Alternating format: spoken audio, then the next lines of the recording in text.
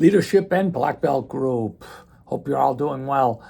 Want to talk to you about the first part of bullying. In our book, bullying has three parts to it. So it's not super complicated, but it's something that if we know better, we can handle better. So what bullying is tends to be somebody with kind of an imbalance of power bullying us, somebody who may be better looking, taller, thinner, better athlete, smarter, something like that they have on us, more friends, more popular. And they use that to put you down. That's kind of what the scope, they use that big advantage and they try and, make you feel small doing it. They could be bigger, stronger, faster. Bullying is repetitive and it deliberately tries to hurt you. Now, if you're walking down the street or down the hallway at school or at work or somebody bumps into you accidentally, and then says something mean, maybe watch where you're going, something like that, that doesn't mean they're a bully necessarily. I mean, they may just be having a bad day. They just be maybe a jerky person, but they're not a bully. A bully is consistent. A bully is repetitive, day in and day out. They're doing something to put you down, make you feel small.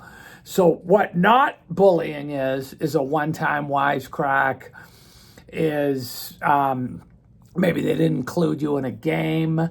Maybe they didn't, maybe when you told a joke or something, they kind of embarrassed you a little bit. All right, now that's what bullies do, but that one time or every once in a while, if that happens, that's not necessarily bullying.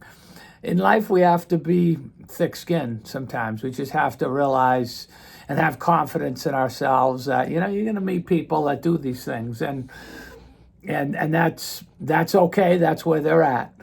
But, their judgment of you doesn't mean that's what really is true, okay? I mean, that's just their opinion. There's going to be 100,000 opinions out there of us.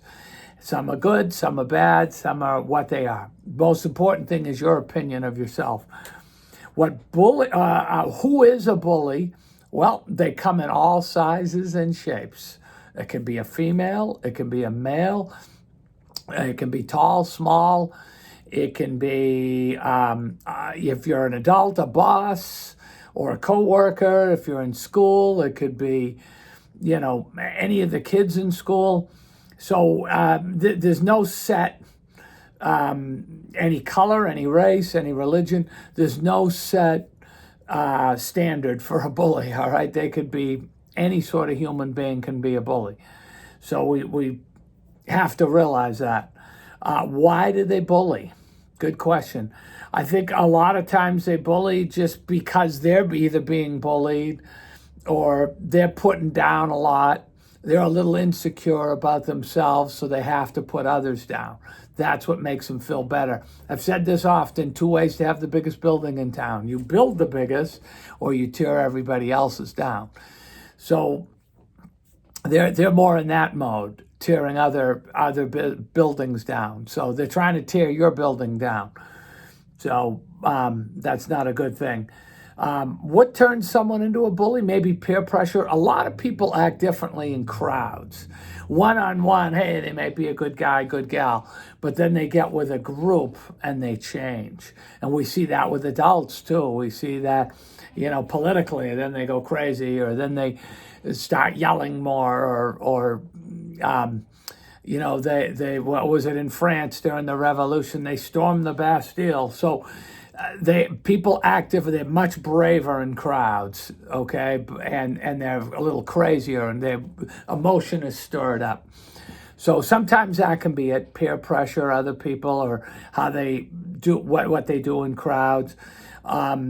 They're trying to show off to their groups. They're trying to get into their group, get approval, even if the attention is negative. They're still looking at doing that. What we find is most bullies, not all, but most are cowards. most deep down are hurting and are cowards, and you can stand up to them fairly easily. Why is it bad to bully? Now, we don't want to be a bully too, and sometimes we could be one and don't realize it. Maybe a lot of times we're putting certain people down and don't realize that we're bullying. It has a negative impact on everyone. Bullying, the victim, the bystander, the person doing the bullying all really lose in that case.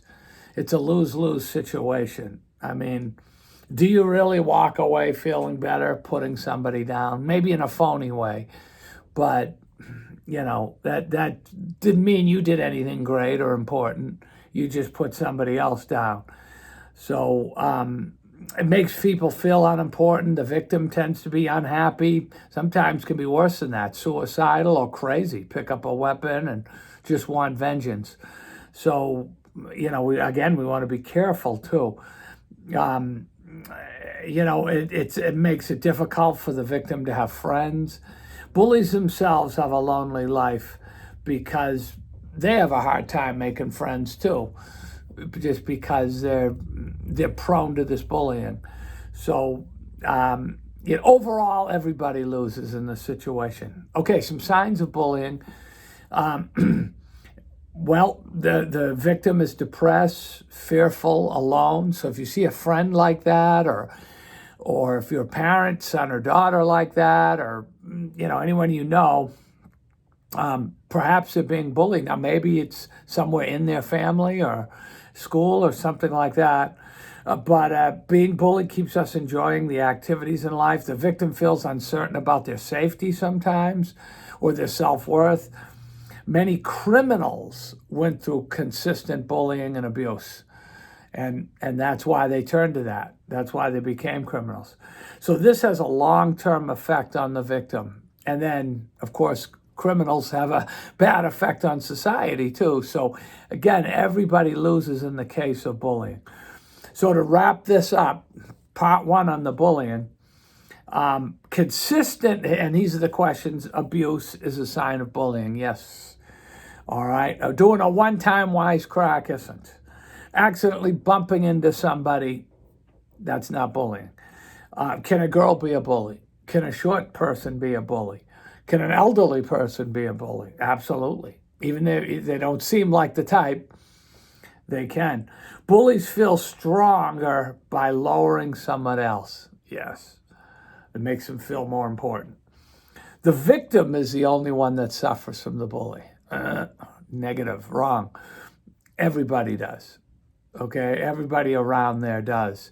So there's a lot of bullying on TV, comedies, or news shows, or this and that we've got to realize what's going on. So sometimes it's funny, sometimes it's, but we have to be careful not getting too lulled into something like that. So that's part one of bullying. All right, it's that consistent guy or gal with an unbalance of power that just keeps harping on you and just keeps trying to make you feel unworthy and less of who you are.